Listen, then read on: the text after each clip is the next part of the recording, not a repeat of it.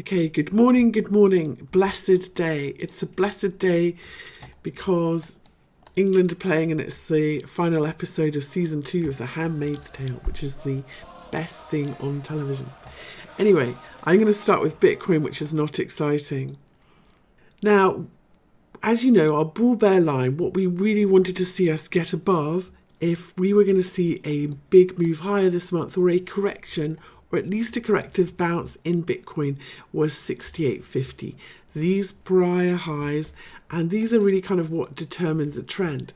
We were in a daily downtrend as long as we are not making higher highs. We stay in a daily downtrend.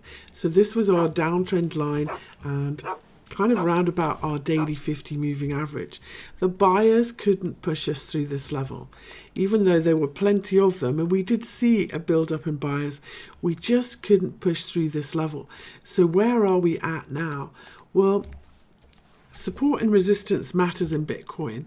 So I think in the first instance that what if we are going to stay stuck, and we should mark in the April lows, because if we stay underneath them, sort of 64.25, it could be that we keep going lower.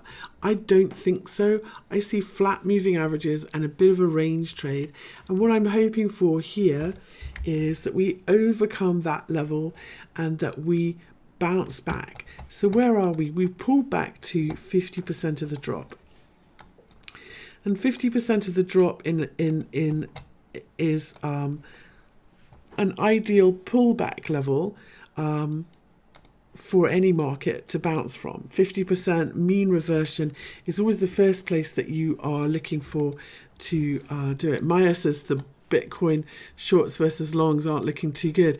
No, it's not quite good enough, is it? It's really quite frustrating. However, if we're going to bounce this 50% level, which is also the highs from here and the lows from around the 13th, and so the highs from around the 25th of June, so a bit of a pivot level, this is the most likely place that we're going to pull back from. If we were going to make an inverted head and shoulders pattern, around here would be a really good level to do it. Maybe a little bit lower, maybe we should mark in the 618 level, but as long as we find some support in this zone, we can say, okay, we've got the potential for an inverted head and shoulders pattern instead of a full retest of the lows, because I'm not confident, given the trend, that the lows will hold.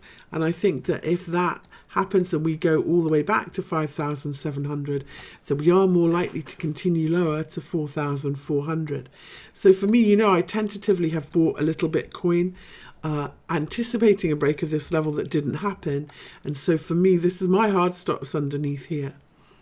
If we drop any further from here, and underneath this cluster, if we drop any further from here, I'm going to go back to dollars or Tether, and I'm going to wait. So, and then buy some more, on the wait for the next buying opportunity.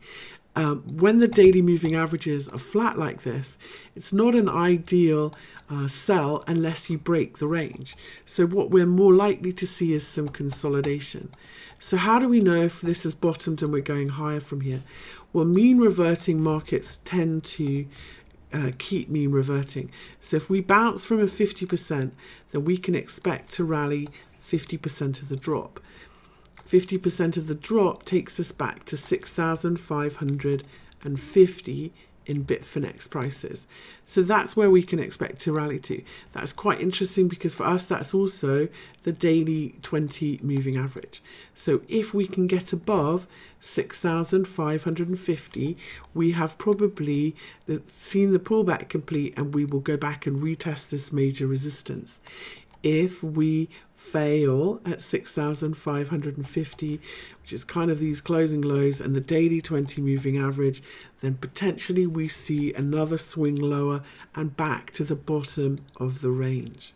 So this is the range now that we're in with our flat moving averages. So my bullish line, bullish above 65.50, will retest the highs, and then above 65, and then above 68.50, then I am bullish for another big swing higher, and that will take us to around 7,800 or 8,000. If you put a gun to my head after this downtrend, we've definitely ceased this swing, but now instead of, people forget markets have three directions. They have up, down, and sideways. Unfortunately, at the moment in Bitcoin, this is sideways. The best indicator of a sideways market is flat moving averages, and that's what we've got. And so this is really should be labeled chop zone, and so you don't buy or sell within the chop zone without really clear signals. So that's how I'm feeling about Bitcoin. The other thing that's of interest at the moment is Ethereum against Bitcoin.